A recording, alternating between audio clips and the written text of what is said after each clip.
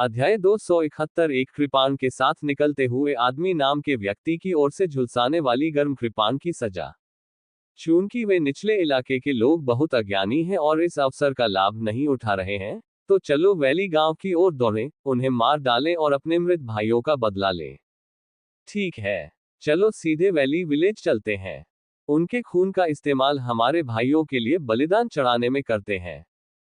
क्या वे धूर्त लोग चुपके से भाग गए हैं? भागना, हफ, वे कहां भाग सकते हैं? भले ही वे दुनिया के अंत में हो, फिर भी वे मारे जाएंगे। ये शर्म की बात है। तीनों स्वामी इतने दयालु हैं कि वे मूल रूप से वैली विलेज को अस्तित्व में आने का मौका देना चाहते थे। उन्होंने केवल नेताओं को मारने और महिलाओं और बच्चों को नहीं मारने का फैसला किया है। चूंकि वे इसे पसंद नहीं करते हैं, तो बेहतर होगा कि हम उन सभी को मार डालें। ये गांव दुष्ट लगता है और उन्होंने शायद शैतानों के साथ सांठगांठ कर ली है। इन शब्दों पर भीड़ में कोलाहल मच गया। वे बस फेंग जुएई के शब्दों को दोहरा रहे थे। आपकी समझदारी और समर्थन के लिए धन्यवाद। आप सभी ने ये देखा है। ऐसा नहीं है कि ब्लड ड्रैगन विलेज अनुचित है। हम समस्या को हल करने के लिए तैयार हैं, लेकिन वैली विलेज बहुत घमंडी है। वे हमारे पास कोई विकल्प नहीं छोड़ते। अगर वे सूर्योदय से पहले राइजिंग ड्रैगन पीक पर नहीं आते हैं, तो हमारे पास उन्हें मारने के अलावा कोई विकल्प नहीं होगा।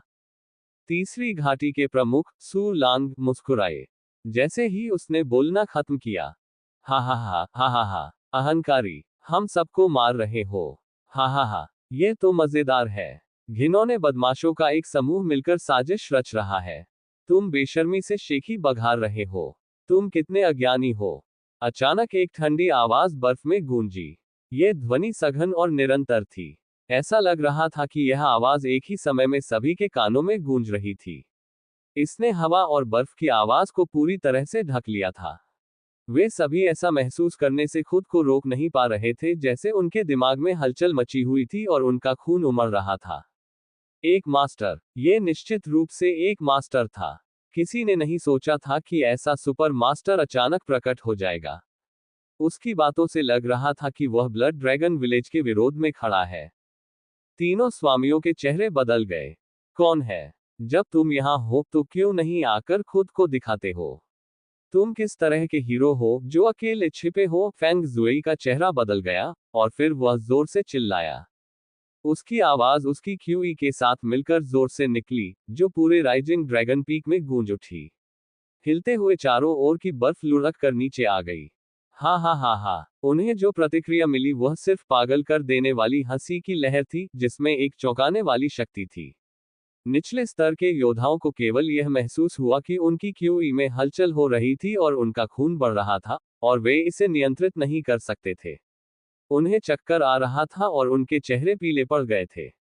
वाह! अचानक लाल प्रकाश की एक किरण आकाश में फैलती हुई दिखाई दी। लाल रोशनी स्वर्ग को काटती हुई एक ब्लेड की तरह थी, और यह सीधे रक्त ड्रैगन गांव के 3 स्वामियों पर पड़ी, जो बर्फ और हिमवेदी के नीचे थे। तुरंत ही सभी लोग चौंक गए। किस पागल आदमी ने तीनों निर्दयी हत्यारों पर एक साथ हमला करने की हिम्मत की? तुम्हारी हिम्मत कैसे हुई? तीसरी घाटी के प्रमुख सू लांग ने चिल्लाकर कहा। जैसे ही उसकी कमर पर आवाज सुनाई दी, उसने अपनी उड़ने वाली ड्रैगन तलवार खींच ली। उसने जल्दी से काम किया और उसका टावर जैसा शरीर ऊपर की ओर उड़ गया, मानो वह पंख की तरह हल्का हो। एक ठंडी रोशनी निकली और हवा में एक चांदी के ड्रैगन में बदल गई, जो उस लाल रोशनी की ओर दहाड़ रहा था। उड़ती ड्रैगन तलवार। सू लॉन्ग की सारी क्षमता उसकी कमर पर बंधी उड़ती ड्रैगन तलवार पर निर्भर थी। उड़ती ड्रैगन तलवारबाजी का एक सेट बेहद तेज था। जैसे ही उसने हमला किया, 10 फीट के भीतर की बर्फ बह गई, और जब विशाल आभा चारों ओर फैल गई, तो बहुत सारे योद्धा चौंक गए और आश्चर्यचकित हो गए। झनकार, ठंडी रोशनी और लाल रोशनी टकरा गई। लोगों को लगा कि शायद लाल बत्ती टूट गई होगी, लेकिन ऐसा नहीं हुआ। हथियारों से होने वाली आवाजों की एक श्रृंखला शुरू हुई और चिंगारियां उड़ी, फिर लाल बत्ती तेजी से चमकी, लगातार हमला करती हुई। यह इतनी तेज और शक्तिशाली थी। ये बिना किसी मदद के हमला कर रही थी। इस समय भीड़ अंततः स्पष्ट रूप से देख सकती थी कि लाल बत्ती ड्रैगन धारियों वाला एक खूनी कृपाण था। ब्लेड का आकार लाल रंग के बाढ़ वाले ड्रैगन जैसा था, जो लाल रोशनी से ढका हुआ था। ये जल रहा था और जादुई आग से हवा को गर्म कर रहा था। जमीन पर बर्फ पिघलने लगी। सू लोंग, जिसकी गति अजेय थी, इस बेपरवाह ड्रैगन पैटर्न वाले खूनी तलवार के हमले में हार गया। उसे पीछे हटने के लिए मजबूर होना पड़ा। धमाका, एक और हिंसक हमला हुआ। पफ आह, एक चीख निकली और फिर सू लोंग ने खून थूका। उसकी उड़ती ड्रैगन तलवार एक बार में फीकी पड़ गई और वह पीछे की ओर गिर गया। वाह वाह वाह, ड्रैगन पैटर्न वाले खूनी तलवार ने अंततः हमला करना बंद कर दिया। इसके साथ ही लाल बत्ती फिर चमक उठी, लंबी कृपाण घूमकर जमीन पर जा गिरी। ब्लेड पर लगी आग अभी भी जल रही थी। राइजिंग ड्रैगन पीक का तापमान अचानक बढ़ गया, मानो चोटी पर सूरज गिर रहा हो। सू लोंग जमीन पर गिर पड़ा और मजबूती से खड़ा होने से पहले उसे दर्जनों कदम पीछे हटना पड़ा। वह बुरी तरह चौंक गया।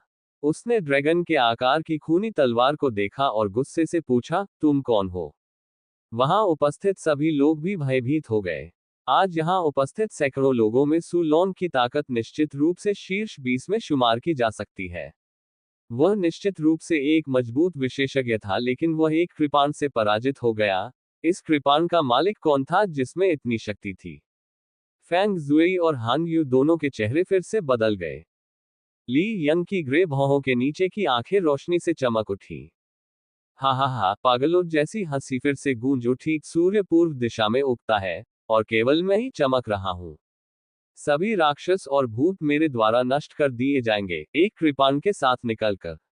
हंसी जारी रही। हंसी अभी भी हवा में थी और भीड़ ने देखा कि उनके सामने छायाएं चमक रही थी, और फिर कृपाण के हैंडल के ऊपर एक आकृति दिखाई दी जो भारहीन लग रही थी क्योंकि वह सिर्फ हैंडल पर खड़ा था।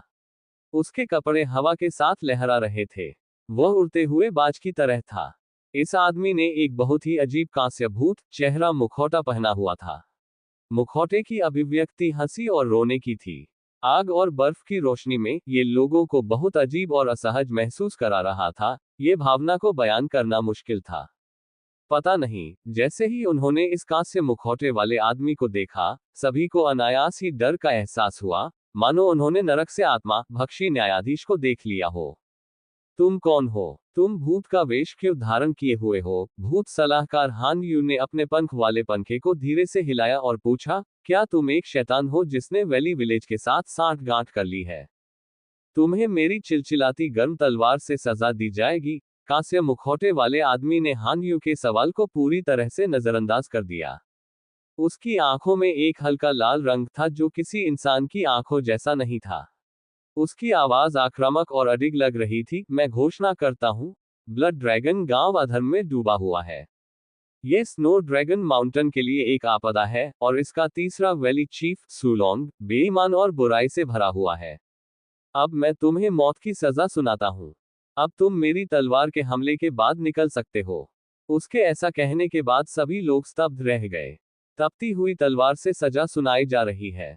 एक कृपाण के साथ निकल रहे हैं। यह मास्टर कहां से था? ऐसा कैसे हुआ कि स्नो प्रांत में पहले कभी उसके बारे में नहीं सुना गया? क्या तुम मुझे सजा सुना रहे हो? सू लोंग दंग रह गया, और फिर पागलों की तरह हंसा और बोला, तुम्हारी जलती हुई तलवार के साथ। तुम खुद को क्या समझते हो? एक कमबख्त जज। तुम जीने से वाकई थक गए हो। अगर मैं बुरा भी हो जाऊं तो तुम क्या करोगे? मुझे कौन मार सकता है? मैं देखना चाहता हूं कि आज तुम मुझे कैसे मौत की सजा सुनाते हो। अध्याय 272 प्रचंड आग में फांसी की अंतिम मार। इससे पहले कि वह अपनी बात पूरी करता, कृपाण के हैंडल के साथ कांस्य मुखौटे वाला आदमी अचानक आगे बढ़ा और एक तार से छूटे तीर की तरह सू लोंग की ओर बढ़ा। अपने रास्ते में आदमी ने अपने हाथ को अपने पीछे लहराया। ड्रैगन पैटर्न वाली खूनी कृपाण जिसे जमीन में डाला गया था, ने कई कंपनों का उत्सर्जन किया। बस एक चमक के साथ यह कांस्य मुखौटे वाले आदमी के हाथ में वापस आ गया। मारना। कृपाण पकड़ो, कलाई चलाओ और काट डालो। कांस्य मुखौटा पहने आदमी की सरल क्रिया एक अवर्णनीय लय की भावना से भरी थी।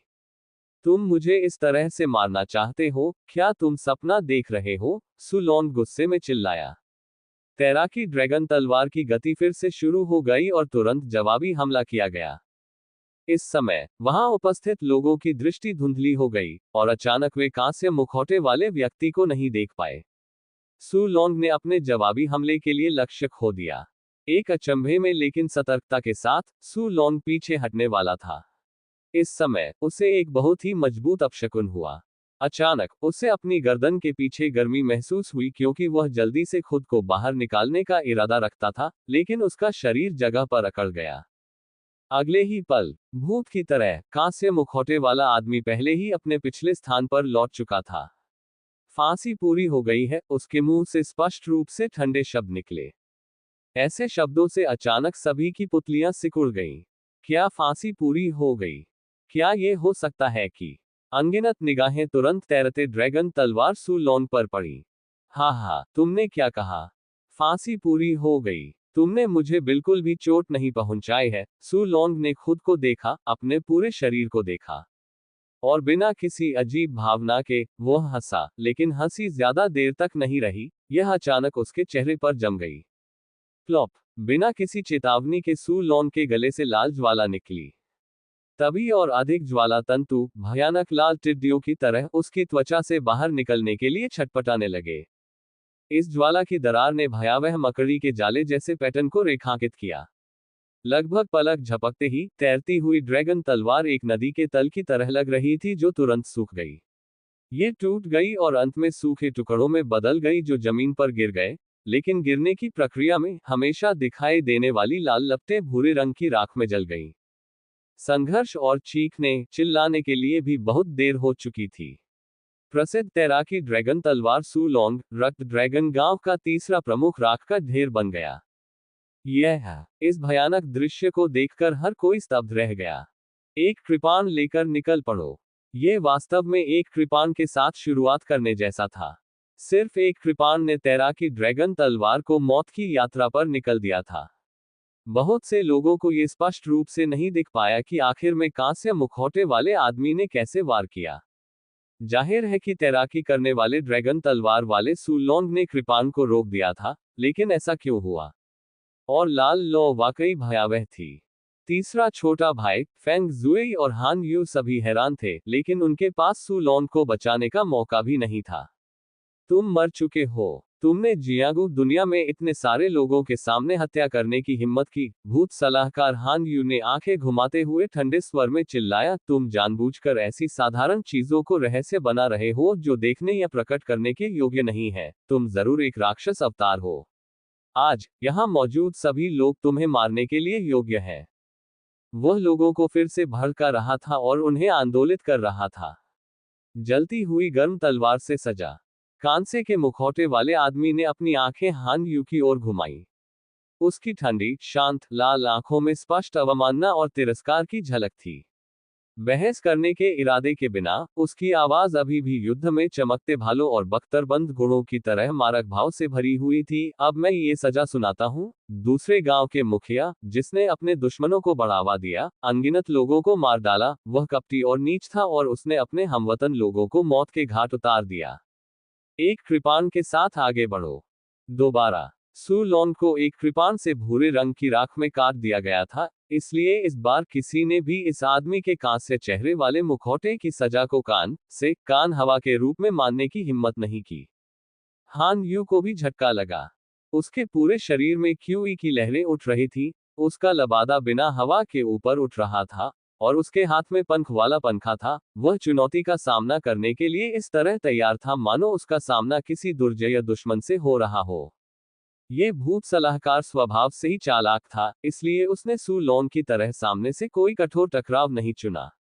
वह 4 या 5 कदम पीछे हट गया और फेंग जुई के बगल में खड़ा हो गया, एक दूसरे के लिए एक कोने का निर्माण किया।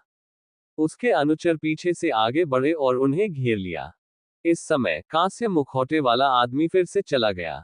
लगभग एक पल में धुएं के बादल की तरह वह तुरंत उनके पास आ गया। इतनी तेज शारीरिक गतिविधि, सभी लोग एक साथ आश्चर्यचकित थे। मारना। एक बार फिर उसने तलवार पर वार किया। ड्रैगन जैसी आकृति वाले खूनी तलवार पर लाल रंग की लपटें अचानक भड़क उठी। 3-4 मीटर लंबी लपटों वाली तलवार की छाया हवा में नीचे की ओर कट रही थी। बूम! आग की लपटों वाली तलवार की छाया भीड़ में घुस गई। कई काले शूरवीरों को उनके शरीर और तलवारों से 2 टुकड़ों में काट दिया गया। जमीन हिल रही थी और तलवार की छाया टूट रही थी। अनगिनत हथेली के आकार के आग के गोले जो अवर्णनीय रूप से झुलसाने वाले थे, ब्लड ड्रैगन विलेज की भीड़ में फट गए। सामने खड़े काले शूरवीरों को अचानक से पकड़ लिया गया और वे तुरंत जल गए, जिससे वे बुरी तरह चिल्लाने लगे। मूल रूप से व्यवस्थित गठन तुरंत अव्यवस्थित हो गया। कांस्य मुखौटे वाले आदमी की आकृति छाया में बदल गई और भीड़ में घुस गई। पलक झपकते ही हान यू को अवर्णनीय गर्मी का एहसास हुआ। चलो देखते हैं तुम मुझे कैसे मारते हो, हा हा हा। हान यू अचानक हंस पड़ा और उसने अपने हाथ में पंख वाला पंखा फड़फड़ाया। उसके चारों ओर 2 मीटर की दूरी पर अचानक एक हरी रोशनी चमक उठी। जब इसे ध्यान से देखा गया तो अप्रत्याशित रूप से एक हरे रंग का शिलालेख पैटर्न उकेरा गया था। पैटर्न को 2 पंक्तियों में विभाजित किया गया था। प्रत्येक पंक्ति में 3 छोटे पैटर्न थे जो एक डू के बराबर थे, जो अनाज के लिए शुष्क माप की एक इकाई है। शिलालेख की बनावट के साथ साथ मंद प्रकाश फैल रहा था। शिलालेख रक्तपिपासु हरी बेल का गला घोंटना, हान यू चिल्लाया। हरे शिलालेखों को उसके बगल में पागलों की तरह हलचल करने के लिए प्रेरित किया। शून्य में हरी धुंधली रोशनी तीखे लटकते नाखूनों वाली हरी खूनी लताओं में बदल गई और वे जीवित प्राणियों की तरह पागलों की तरह शिलालेखों के पैटर्न से बाहर फैल गईं और सभी तरफ से मानव छायाओं में गला घोंटने का काम किया। ऐसी लताएं मित्र और शत्रु में अंतर नहीं कर सकती थी। वे कांस्य मुखौटे वाले व्यक्ति को उलझाने में विफल रहीं, लेकिन उसके चारों ओर कई काले शूरवीरों को उलझा दिया। तलवारों की तरह तेज लताओं ने उन काले शूरवीरों के शरीर के साथ साथ चमड़े के कवच को भी शक्तिशाली तरीके से छेद दिया। उन्होंने उनका मांस और खून निगल लिया और केवल कवच और मानव त्वचा ही बची। बैलें बेतहाशा बढ़ गईं और बीच में कांस्य मुखौटे वाले आदमी को फंसाकर बांध दिया। यह देखकर कि यह रहस्यमयी स्वामी फंसने वाला था, हान यू और फैंग जुएई के चेहरे पर मुस्कुराहट की झलक थी। आसपास के लोग भी अनायास ही चीख पड़े। लोगों ने लंबे समय से सुना था कि भूत सलाहकार हान यू एक शिलालेखवादी था, लेकिन बहुत कम लोगों ने उसे चाले चलते देखा था। आज वह वास्तव में असाधारण दिखाई दिया। भयानक हरे शिलालेख सामरिक गठन वास्तव में सनसनीखेज था। यह दृश्य पर कई लोगों के लिए शिलालेखवादी के कौशल को देखने का पहला मौका था। वे वास्तव में भयानक थे और लोगों को ठंडा महसूस कराते थे। एक शिलालेखकार जिसने सामरिक संरचना के शिलालेख को प्रेरित किया, वह योद्धाओं के लिए एक दुर्स्वप्न मात्र था। आकाश और पृथ्वी को उत्तेजित करने वाली सामरिक संरचना से प्राप्त शक्ति की सहायता से पूर्ण तैयारी के साथ एक अभिलेखाकार न केवल समान रैंक के योद्धा को तुरंत मार सकता था, बल्कि रैंकों को दरकिनार करके चुनौतियों का सामना भी कर सकता था। अध्याय 273 शिलालेख संरचना को कुशलतापूर्वक तोड़ना और भूत सलाहकार को मारना। एक योद्धा के लिए, यदि वह संरचना तैयार करने से पहले किसी शिलालेखकर्ता को तुरंत मारने में असफल हो जाता है, तो उसे यथासंभव दूर भाग जाना चाहिए। अब कांस्य मुखौटे वाला आदमी शिलालेख संरचना में फंस गया और मूर्ख बन गया और यह उसके लिए भाग्यशाली से अधिक अशुभ लग रहा था। कुछ लोग जो मूल रूप से ब्लड ड्रैगन विलेज के पक्षधर थे, वे भी खुशी मनाए बिना नहीं रह सके। अल्पविराम अल्पविराम अल्पविराम। ली यंग के पीछे खड़े ली युनकी के चेहरे पर चिंता के भाव दिखाई दे रहे थे। कांसे के मुखौटे वाला यह आदमी शायद बड़ा भाई डिंग था। उसे क्या करना चाहिए? उसकी मदद करनी चाहिए या नहीं? ली युनकी हान यू के बगल में फैंग जुएई की एक घातक तलवार का विरोध करने में सक्षम नहीं लग रहा था। अगर ली युनकी ने हमला नहीं किया होता तो बड़े भाई डिंग को भूल जाओ। बड़े भाई डिंग के लिए ली युनकी ने तलवार का हैंडल दबाया और अपनी क्यूई का संचालन किया। वह हमला करने वाला था। इस समय उसके पिता ली यंग ने ली युनकी के बारे में कुछ अजीब देखा। ली यंग ने सीधे ली युनकी को खींच लिया और उसके सिर को थोड़ा हिलाया, यह संकेत देते हुए कि उसे धैर्य रखना चाहिए। ली युनकी जल्दी में था और उसने अपने पिता से खुद को छुड़ाने के लिए संघर्ष किया, लेकिन वह असफल रहा। इस समय युद्ध के मैदान में अप्रत्याशित मोड़ आ गया था। अल्पविराम अल्पविराम अल्पविराम। सस्ती चाल। ठंडी गुनगुनाहट के साथ कांस्य मुखौटे वाला आदमी, जो शिलालेखों के गठन में फंस गया था, रक्तपिपासु बेलों का गला घोंटना, अपनी झुलसाने वाली गर्म तलवार को हिलाया और बार बार बिजली की तरह जमीन पर 6 कट लगाए। संयोग से उसके कट शिलालेख पैटर्न के ऊपर थे जो एक मंद प्रकाश के साथ चमक रहे थे।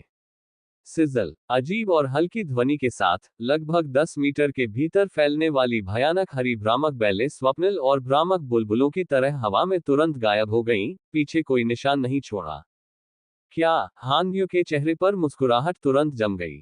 ऐसा हो ही नहीं सकता।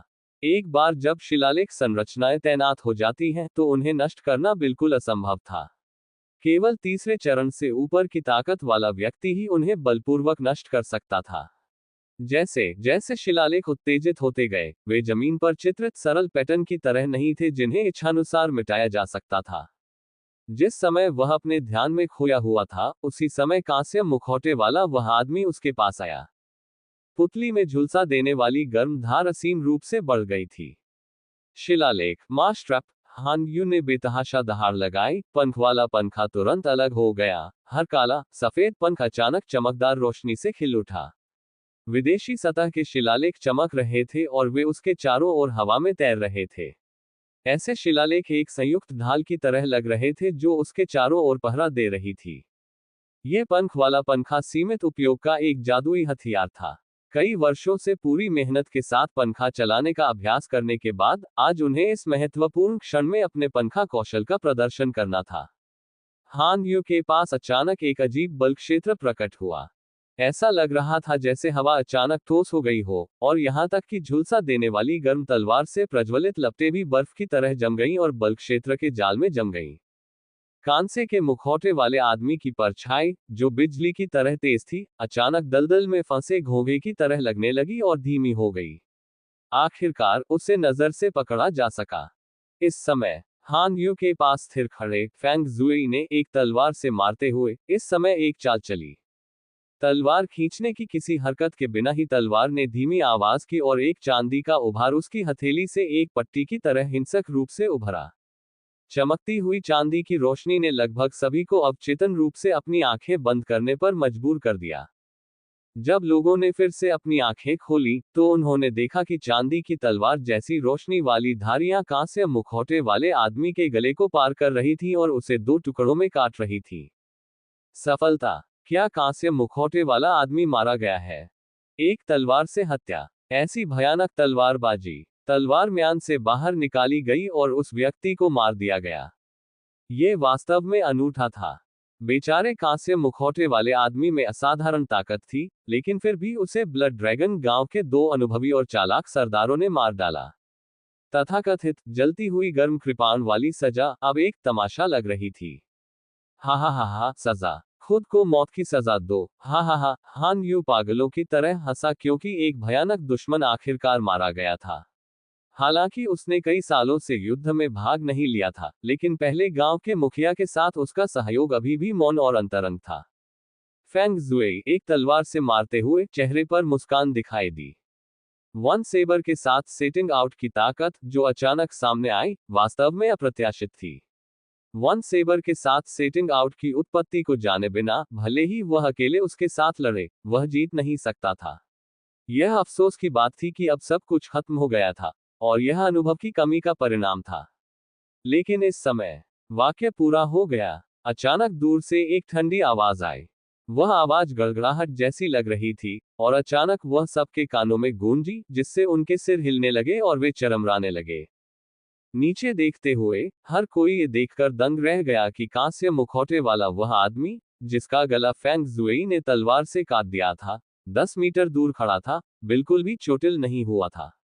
हाथ में लाल लपटों से झुलसती हुई तलवार अभी भी फैल रही थी। कांस्य मुखौटे वाला, जो न तो हंस रहा था और न ही रो रहा था, एक अवर्णनीय विचित्रता से भरा हुआ था। उसकी आंखें जलती हुई आग के गोले लग रही थी और खून से लथपथ थी। हान यू और फेंग जुई के चेहरों पर अचानक व्यंग्यात्मक भाव जम गए। तुमने कैसे? हान यू की आंखें अविश्वसनीय सदमे से भरी थी। इस आदमी का गला पहले ही छेद दिया गया था, लेकिन वह अभी भी जीवित था, और उसने अभी क्या कहा, वाक्य पूरा हो गया। क्या ये? अगले ही पल हान यू की गर्दन से खून की तरह लाल लपटें निकली। हे तुम, मैं नहीं। भूत सलाहकार ने अपनी गर्दन को दोनों हाथों से ढककर पागलों की तरह संघर्ष किया, और ऐसा लग रहा था कि वह लौ को वापस दबाना चाहता था। लेकिन लाल रंग की लौ उसके शरीर से पागलों की तरह बाहर निकल रही थी और उसकी त्वचा और हड्डियां तुरंत जलकर राख हो गईं। तेज हवा के साथ भूत परामर्शदाता राख में बदल गया और लोगों की आंखों के सामने से नंगी आंखों से देखी जा सकने वाली गति से गायब हो गया। राइजिंग ड्रैगन पीक अचानक से खामोश हो गया। लोग उस कांस्य मुखौटे वाले आदमी को ऐसे देख रहे थे जैसे वह नरक से आया कोई भूत हो। फेंग जुएई एक तलवार से हत्या करते हुए अपनी पीठ पर ठंड महसूस कर रहा था। उसे अपनी तलवारबाजी पर सबसे ज्यादा भरोसा था। उसने रहस्यमय आदमी के गले को छेद दिया था, लेकिन वह बिल्कुल भी घायल क्यों नहीं हुआ। इसके अलावा उसे ये भी नहीं पता था कि कांस्य मुखौटे वाले आदमी ने कब चिलचिलाती गर्म कृपाण से भूत सलाहकार को मार डाला था। क्या वह असफल हो गया था? आखिरकार क्या हुआ? फेंग जुएई ने भारी आवाज में पूछा। कांसे के मुखौटे वाले आदमी की लाल धुंधल का जलती हुई लपटों की तरह थी और खून की तरह बह रही थी। उसकी आंखें फेंग जुएई पर टिकी हुई थी। ब्लड ड्रैगन गांव के पहले मुखिया को लगा कि मानो कोई पहाड़ उस पर दबाव डाल रहा है। कांस्य मुखौटे ने उस आदमी के सभी भावों को ढक लिया। उस आदमी में उतार चढ़ाव वाली क्यूई बहुत मजबूत नहीं थी, लेकिन उसके रहस्यमय और अप्रत्याशित युद्ध कौशल ने फेंग जुएई को बेहद सतर्क रहने के लिए मजबूर कर दिया। अध्याय 274 घेराबंदी और रिवर्स हत्या। जलती हुई गर्म कृपाण से सजा वही शब्द फिर से सुनाई दिए। मैं फेंग जुएई को एक तलवार से हत्या करने वाले रक्त ड्रैगन गांव के पहले प्रमुख, जिसने अनगिनत लोगों को मार डाला है, जीवित लोगों को निगल लिया है, मानव रक्त से मार्शल आर्ट का अभ्यास किया है और अपराधों और कुकर्मों के पूरे रिकॉर्ड के साथ सभी तरह के अपराध किए हैं, मौत की सजा देता हूं। एक कृपाण के साथ आगे बढ़ो। यह आवाज बिना किसी मानवीय भावना के मृत्यु का निर्णय लग रही थी। इस समय किसी ने भी स्कॉचिंग हॉट सेबर के साथ सजा को मजाक के तौर पर लेने की हिम्मत नहीं की। उनके सामने कांस्य मुखौटे वाले रहस्यमय आदमी के पास सजा देने की क्षमता थी। ड्रैगन पैटर्न वाले खूनी कृपाण और चिलचिलाती गर्म लपटे क्यूई बेहद भयानक थे। सिर्फ 2 कृपाणों ने स्नो ड्रैगन माउंटेन में 500 मील के भीतर उच्च प्रतिष्ठा वाले 2 मास्टर्स की जान ले ली। वह वास्तव में एक कृपाण के साथ बाहर निकलने के लिए कहलाने का हकदार था। एक कृपाण प्रकाश ने दुष्टों को येलो स्प्रिंग रोड पर भगा दिया। मुझे मार डालोगी? फेंग जुएई, एक हताश आदमी जिसने अनगिनत लोगों को मार डाला था, बहुत जल्दी शांत हो गया और उसके चेहरे पर एक घायल जानवर की तरह एक गंभीर मुस्कान दिखाई दी। मुझे डर है कि तुम्हारे पास ऐसी क्षमता नहीं है। उसने चारों तरफ बैठने की जगह पर बैठे लोगों पर झपट्टा मारा। तुम अभी भी क्यों अचंभित हो? क्या तुम तब तक इंतजार करना चाहते हो जब तक ये क्रूर आदमी हमारे ब्लड ड्रैगन गांव के सभी लोगों को मार नहीं देता और फिर तुम्हें मौत के रास्ते पर ले जाता है, तुम्हें एक कृपाण से उड़ा देता है? इससे पहले कि वह अपनी बात पूरी करता, अचानक भीड़ में एक उलझन भरी आवाज सुनाई दी। ब्लड ड्रैगन विलेज में छिपी दिलचस्पी रखने वाले कुछ लोगों ने चर्चा शुरू कर दी। वे ब्लड ड्रैगन विलेज को खत्म होते नहीं देखना चाहते थे, अन्यथा उनका नुकसान बहुत बड़ा हो जाएगा। इसलिए उनमें से कुछ उठ खड़े हुए और निर्दयी भावों, भालों और म्यान से बाहर निकली तलवारों के साथ कांस्य मुखौटा पहने आदमी के पास पहुंच गए। वे ज्यादा से ज्यादा जीतना चाहते थे। हाँ, मैं देखना चाहता हूं कि तुम कितने लोगों को मार सकते हो। फेंग जुएई ने आत्मसंतुष्ट होकर उपहास किया। ज्वाला जैसी आंखों वाले कांस्य मुखौटे वाले व्यक्ति ने अपनी नजर योद्धाओं पर घुमाए और बिना किसी भावना के ठंडे स्वर में कहा, क्या आप अपने आप पर से सारा भरोसा छोड़ देना चाहते हैं, शैतान को मोमबत्ती दिखाना चाहते हैं और एक दुष्ट डाकू की मदद करना चाहते हैं? सवालों के जवाब में कुछ लोग झुक गए और कुछ हंसने लगे। ब्लड ड्रैगन गांव के लोग हमारे मित्र हैं। बेशक हम तुम्हें उन्हें मारने नहीं दे सकते। तुम एक हत्यारे हो। ब्लड ड्रैगन गांव के लोग डाकू हैं, लेकिन वे मारे जाने के लायक नहीं हैं। तुम निर्दोष लोगों को मारते हो, इसलिए तुम्हें दोषी महसूस करना चाहिए और मौत के लायक होना चाहिए। मुखौटा पहनकर तुम सोचते हो कि तुम दिखने के लायक नहीं हो। कौन जानता है कि मुखौटे के पीछे कोई राक्षस का चेहरा है या नहीं? तुमने इतने सारे लोगों को मार डाला है, इसलिए अगर हम तुम्हें मार देंगे तो हम लोगों के लिए एक बुराई से छुटकारा पा लेंगे। गोरे को काला कहने का शोर उन योद्धाओं की ओर से मचा जो आम दिनों में खुद को शूरवीर बताते थे। उनके पाखंडी चेहरे क्रूर हो गए। अंत में जब साजिश का खुलासा हुआ, तो दिलचस्पी ने एक ऐसी चीज को नंगा कर दिया जो प्रकाश में नहीं आनी चाहिए थी। जलती हुई गर्म तलवार से सजा। ये निस्संदेह एक भयानक शुरुआत थी। वहां मौजूद कई लोगों ने राइजिंग ड्रैगन पीक पर आना चुना। इसका मतलब था कि वे पहले से ही छिपे रहस्यों के साथ ब्लड ड्रैगन गांव से अटूट रूप से जुड़े हुए थे। कौन गारंटी दे सकता था कि 3 गांव के मुखियाओं की मौत के बाद कांस्य मुखौटे वाला यह आदमी उन्हें मौत की सजा नहीं देगा। इसलिए आज उन्हें उस आदमी को मारना पड़ा ताकि वे इस समस्या को शुरू में ही खत्म कर सके। इस आदमी को मार दिया जाना चाहिए। तुम सफेद को काला कहते हो और तुम शर्म से हार जाते हो। ठीक है, यह तुम्हारा अपना चुनाव है। तो आज मैं तुम सबको मौत की राह पर ले जाऊंगा और तुम काली भेड़ों को मार डालूंगा। शायद तब से स्नो ड्रैगन माउंटेन साफ और शांत हो जाएगा। कांस्य मुखौटे वाला आदमी बंद था, लेकिन उसकी आवाज अभी भी बेहद शांत थी। कठोर आंखों से वह बिना आत्मा के आकृतियों के एक समूह को देख रहा था। उसकी आवाज के साथ ही उसके हाथ में मौजूद तपती तलवार की लौ फिर से जलने लगी।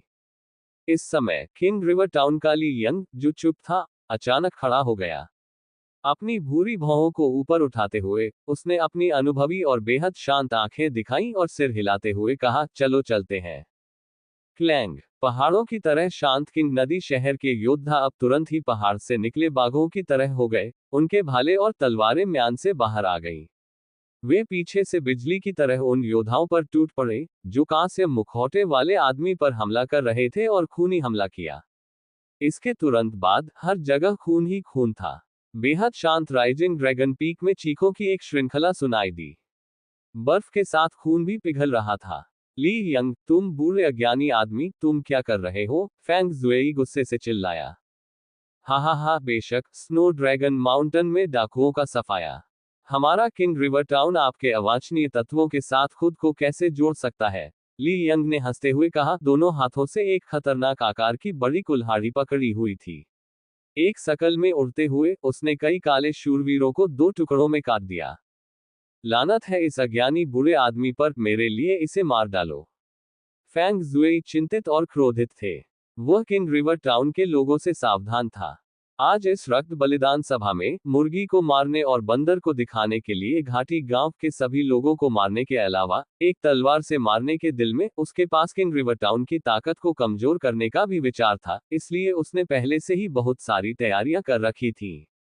लेकिन उसने कभी नहीं सोचा था कि कांस्य मुखौटे वाला एक आदमी बेवजह दिखाई देगा और सभी योजनाओं को नष्ट कर देगा, और परिणामस्वरूप किंग रिवर टाउन को बिना दाग वाली तलवारों के साथ ऊपरी हाथ मिला। कुछ समय के लिए मैदान में अफरा तफरी मच गई। खून के छींटे और टूटी हुई टांगों के उड़ने के साथ हत्या की आवाजें गूंजने लगीं। एक अत्यंत आदिम हत्या चल रही थी। मार डालो। ली यून की अपने हाथ में एक लंबी स्टील की तलवार लेकर भीड़ में घुस गया। इस युवक की तलवारबाजी की कला उत्कृष्ट और सुंदर थी। वह भीड़ के बीच से उड़ती हुई तितली की तरह था। संप्रदाय के एक शिष्य के रूप में ये लाभ था। हालांकि उसके जादू के कौशल और साधना उत्कृष्ट नहीं थे, लेकिन उसके पास बहुत परिष्कृत युद्ध कौशल था, और इसलिए उसके लिए अपने ही क्षेत्र में प्रतिद्वंद्वियों को दबाना पूरी तरह से संभव था। किंग नदी शहर स्पष्ट रूप से अच्छी तरह से तैयार था, और शहर के लोग बेहद कुलीन योद्धा थे। उन योद्धाओं ने कुछ साथी संयुक्त हमले कौशल में भी महारत हासिल की, इसलिए टकराव में उन्होंने धीरे धीरे ऊपरी हाथ हासिल कर लिया। इसके अलावा यहां आने वाले सैकड़ों लोग ब्लड ड्रैगन विलेज के साथ खड़े नहीं थे। स्थिति में बदलाव के साथ कुछ लोगों ने हमेशा तटस्थ रहना चुना। जीत की निश्चितता के बिना वे कभी भी अपने सभी अंडे एक टोकरी में नहीं रखेंगे। ब्लड ड्रैगन गांव में जो गैर डाकू चले जाएंगे, उन्हें नहीं मारा जाएगा। ली यंग ने जोर से चिल्लाया। जो लोग बाहर निकलेंगे उन्हें नहीं मारा जाएगा। किंग नदी कस्बे के योद्धाओं ने भी चिल्लाकर कहा। स्थिति धीरे धीरे ब्लड ड्रैगन गांव के लिए प्रतिकूल स्थिति में विकसित हो रही थी। फैंग जुएई की योजना पूरी तरह से बाधित हो गई थी। इस बार 200 से अधिक काले शूरवीर राइजिंग ड्रैगन पीक पर आए और आधे से अधिक मुख्यालय में ही रहे। मूल रूप से फैंग जुएई की योजना में ऐसी शक्ति हर चीज से निपटने के लिए पर्याप्त थी, लेकिन यह सब उस कांसे के मुखौटे वाले आदमी की वजह से है। यह आदमी कहां से आया है? फैंग जुएई चिंतित और क्रोधित था, ये देखकर कि उसके आसपास के विश्वासपात्र कम होते जा रहे थे, और उसने जल्दबाजी में काम करने की हिम्मत नहीं की। वह महसूस कर सकता था कि वह अपने प्रतिद्वंद्वी की आभा से पूरी तरह से घिरा हुआ था। जैसे ही वह आगे की कार्रवाई करने के लिए दौड़ता, उसे वज्र की मार झेलनी पड़ती। समान ताकत वाले दो प्रतिद्वंद्वियों के लिए एक बार जब पक्ष निष्क्रिय स्थिति में शामिल हो जाता है, तो इसका मतलब उसके लिए हार होता है। अध्याय 275 दानव जनरल द बिग टोरेन। भाड़ में जाओ। ली यून की, जिसने आकाश में उड़ते हुए ड्रैगन की तरह लंबी तलवार घुमाई, ने अपनी तलवार से ब्लड डार्गन गांव के अंतिम डार्क नाइट को मार डाला। खून से भरा ये हत्याकांड इस क्षण अंततः रुक सकता है। ब्लड डार्गन गांव के सैकड़ों डार्क नाइट्स ब्लड डार्गन गांव के पक्ष में सभी प्रभावशाली और योद्धाओं के साथ मारे गए। लगभग 300 मनुष्यों में से कोई भी जीवित नहीं बचा था। आइस स्नो वेदी के तल पर जहां ब्लड डार्गन गांव की शक्ति दिखाई देने वाली थी, फैंग जुएई, one stroke for a soul, वहां अकेला खड़ा था। उसने इस समय की स्थिति के बारे में कभी नहीं सोचा था। अच्छाई और बुराई को हमेशा पुरस्कृत किया जाएगा, ये केवल समय की बात है। ब्लड ड्रैगन गांव ने अनगिनत अपराध किए हैं और आज ही नष्ट कर दिए जाने के योग्य है। अब सब कुछ ठीक हो गया है, आप क्या कहते हैं फैंग जुई? ली यंग ने हंसते हुए कहा। इस बार उसने अपने पांचवें बेटे ली यूनकी के फैसले पर विश्वास किया और रहस्यमय व्यक्ति को गंभीरता से लिया। ऐसा लग रहा था कि उसने सही व्यक्ति पर दांव लगाया था। ब्लड ड्रैगन गांव के बुरे प्रभाव को पूरी तरह से मिटाने के माध्यम से शांतिपूर्ण शहर को छोड़कर स्नो ड्रैगन माउंटेन का क्षेत्र उसके किंगजियांग टाउन के प्रभार में होना चाहिए। इस बिंदु पर फैंग जुएई पूरी तरह से शांत हो गई थी। वह जानता था कि ब्लड ड्रैगन गांव पूरी तरह से बर्बाद हो चुका है। वह प्रभाव जिसे बनाने के लिए उन्होंने दशकों तक संघर्ष किया था, राइजिंग ड्रैगन पीक में पराजित युद्ध के बाद पूरी तरह से समाप्त हो गया। तथापि फैंग जुएई अचानक आसमान की ओर मुंह करके हंसने लगी और बोली, ये तो मजेदार है, क्या सब कुछ ठीक हो गया है? ये किसने कहा? तुम सच में सोचते हो कि तुम कुछ अनुयायियों को मारकर मेरे पूरे ब्लड ड्रैगन गांव को नष्ट कर सकते हो? क्या ये सच है? कितना भोला! मैं पहले तो खुद को रोकने वाला था। दुर्भाग्य से तुम लोगों ने मुझे बनाया, इसलिए तुम आज मर जाओगे। जैसे ही उन्होंने ये कहा, उसने अचानक अपनी जेब से एक चांदी की अंगूठी जैसी चीज निकाली, उसे हवा में फेंका और तुरंत ही आसमान में एक चांदी का प्रभामंडल प्रकट हो गया। रेशमी धागे की तरह चांदी जैसा घना कोहरा फैल रहा था, मानो हवा हल्के पानी में बदल गई हो, जिससे लहरों की परतें बन रही थी, जो अधिकाधिक हिंसक होती जा रही थी, मानो राक्षस जैसी कोई भयानक चीज लहरों के नियंत्रण से मुक्त होने का प्रयास कर रही हो। प्राण शक्ति का उदय, जिसकी शक्ति मनुष्यों के भीतर से उत्सर्जित क्यूई तरंग से पूर्णतया भिन्न थी। दानव आभा। कितना भयानक ये दानव आभा है! ये शिलालेख के अंतरिक्ष टेलीपोर्टेशन के लिए जादुई हथियार से संबंधित है और ये दानव और शैतान को बुला रहा है। धिक्कार है। फैंग जुएई मानव जनजाति के सदस्य के रूप में दानव और शैतान के साथ मिलीभगत कर रहा था, ली यंग ने कहा, और उसका चेहरा तुरंत बदल गया। उस चांदी की अंगूठी से निकलने वाली दानव आभा बहुत तीव्र और भयानक थी, यहां तक कि हवा को और भी घना बना रही थी। हा हा हा, तुमने मुझे ऐसा करने पर मजबूर किया, फैंग जुएई पागलों की तरह हंसी और बोली।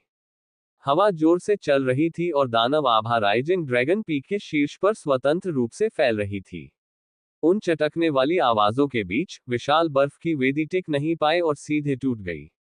कुछ कमजोर योद्धाओं के लिए उनके लिए स्थिर खड़े रहना असंभव लग रहा था और उन्हें तूफान में चावल की भूसी के टुकड़े की तरह उड़ते हुए वापस भेज दिया गया था। वे भयानक चीखते हुए सभी दिशाओं में उड़ गए। राक्षसों और बुराइयों के साथ मिलीभगत करने के कारण तुम्हें मौत की सजा मिलनी चाहिए। कांसे के मुखौटे वाला आदमी अपनी चिलचिलाती गर्म तलवार पकड़े हुए था और उसका पूरा शरीर जलता हुआ लग रहा था। अपनी चटकती आवाज के साथ जलती हुई लौ ने प्रकाश की एक अजीब गेंद बना दी थी। इतनी घनी दानव आभा को उसके शरीर से 1 मीटर पहले ही रोका जा सकता था। मृत्यु मेरी नियति है, लेकिन तुम तो मरोगे ही। उससे पहले मैं तुम्हारा मुखौटा उतार दूंगा और फिर हम देखेंगे कि तुम कौन हो। फैंग जुएई ने गुस्से से शाप दिया। वह बमुश्किल ही खत्म कर पाया। फैंग जुएई, मुझे बुलाने के पीछे कोई अच्छा कारण होना चाहिए, उन चांदी की लहरों से एक गरजती हुई आवाज गूंजी। फिर एक राक्षस जैसे कि लगभग 10 मीटर ऊंचा टोरेन काले दानव आभा से घिरा हुआ शून्य स्थान में रुक गया। शक्ति की भयानक लहर ने सभी को तुरंत दबाव महसूस कराया, जैसे कि 50 मिलियन ग्राम की कोई चीज उन पर गिर गई हो। दानव जनरल। वह दानव जनरल के स्तर का एक राक्षस निकला। मेरे बड़े टॉरेन हमारे महत्वपूर्ण कार्यक्रम को नष्ट करने वाले मानव स्वामी हैं। उन्होंने मेरे रक्त ड्रैगन गांव को बर्बाद कर दिया और मैं केवल आपको मदद के लिए बुला सकता था। कृपया शून्य स्थान के क्राउन प्रिंस के साथ समझौते के अनुसार मेरे लिए दुश्मनों को मार डालो। फेंग जुएई ने बहुत विनम्रता से कहा। क्या तुम कुछ भी ठीक से नहीं कर सकते? सिर्फ कुछ छोटी चींटियों के लिए तुम उन्हें साफ नहीं कर सकते और मेरा व्यक्तिगत सहयोग नहीं मांग सकते, जो वास्तव में एक तरह की बर्बादी है। ठीक है, सिर्फ शून्य के राजकुमार की खातिर मैं उन्हें तुम्हारे लिए मिटा दूंगा। आशा है कि तुम भविष्य में राजकुमार को निराश नहीं करोगे।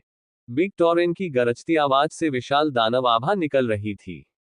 दानव आभा के हमले के बाद कुछ घायल योद्धा चिल्लाने लगे, मानो कोई टूटा हुआ गुब्बारा अधिक फूलने से फट गया हो। इस समय डेमन कमांडर के राज्य में एक राक्षस के कारण हवा तेज हो गई, जिसकी ताकत मनुष्यों में जन्मजात ग्रैंडमास्टर्स की तुलना में थी। वहां मौजूद सभी लोगों के बीच वह निश्चित रूप से एक अनूठा पीएलएसएस था।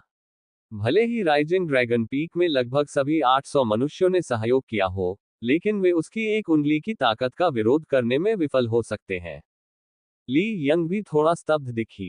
ली युनकी ने सोचा कि शायद ये योजना विफल हो जाएगी, क्योंकि किसी को भी उम्मीद नहीं थी कि फेंग जुएई में शैतानों के साथ सांठगांठ करने के लिए सार्वभौमिक निंदा का जोखिम उठाने की हिम्मत थी। ऐसी गंभीर स्थिति में यह संभव है कि पूरा किंगजियांग शहर राइजिंग ड्रैगन पीक में बर्बाद हो जाए। यहां तक कि वरिष्ठ भाई डिंग, कांस्य मुखौटे वाले आदमी की ओर देखते हुए ली युनकी ने मन ही मन प्रार्थना की, मेरे वरिष्ठ भाई डिंग, प्रिय वरिष्ठ भाई डिंग, मैं अब आपके अलावा किसी पर भरोसा नहीं कर सकता। चूंकि आप चमत्कार और आश्चर्य पैदा करने के लिए प्रसिद्ध हैं, मुझे उम्मीद है कि आप इस समय एक और चमत्कार कर सकते हैं। ऐसा करना असंभव है, लेकिन वर्तमान परिवर्तनशील परिस्थिति में वह केवल यही रास्ता देख सकते हैं। अल्पविराम अल्पविराम अल्पविराम। ये वही है। फेंग जुएई ने व्यंग्यात्मक लहजे में कांस्य मुखौटे वाले आदमी की ओर अपना हाथ बढ़ाया। क्या बेवकूफ है, तुमने डेमन गॉड पैलेस के बड़े आयोजन को बर्बाद करने की हिम्मत कैसे की? बिग टॉरेन काले डेमन आभा के माध्यम से जादुई लैंप जैसी आंखों से देख रहा था। दो चमकीली धारियां तेज तलवारों की तरह शून्य स्थान को चीरती हुई निकली और फिर कांस्य मुखौटे वाले आदमी को उतारा। कांस्य मुखौटे वाला आदमी नाक भान सिकुड़कर एक कदम पीछे हट गया। हालांकि उसके हाथ में मौजूद झुलसाने वाली गर्म तलवार गर्म हो गई और फिर प्रचंड लपटों के रूप में लाल आग में बदल गई, जिसने उसके पूरे शरीर को तुरंत ढक लिया और सभी को आश्चर्यचकित करते हुए ऐसी भयानक शक्ति को अवरुद्ध कर दिया। ठीक है, बस एक गाय दानव, तुम इतना सम्मान करने और मानव जनजाति के साथ खिलवाड़ करने की हिम्मत कैसे करोगे? मेरा सुझाव है कि तुम अपनी जान बचाने के लिए भाग जाओ, या दानव भगवान महल से एक दानव कमांडर आज मरने वाला है। कांस्य मुखौटे वाला आदमी वास्तव में साहसी लग रहा था। तुम्हारी हिम्मत कैसे हुई? जाओ भाड़ में। बिग टॉरेन को कभी भी इस तरह से नीचा नहीं दिखाया गया था। गुस्से में उसने आकाश की ओर लात मारी और काली दानव आभा तुरंत मोटी स्याही से एक विशाल सींग में बदल गई। स्वर्ग से एक दिव्य दंड की तरह सींग उन पर गिर गया। इससे पहले कि वह पूरी तरह से जमीन पर उतरे, पूरा राइजिंग ड्रैगन पीक हिंसक रूप से हिलने लगा, मानो वह टुकड़ों में टूट जाएगा। शिखर पर मानव जनजाति के मार्शल कलाकार चिल्ला उठे। जमीन पर अटके होने के कारण वे एक मांसपेशी भी नहीं हिला सकते थे।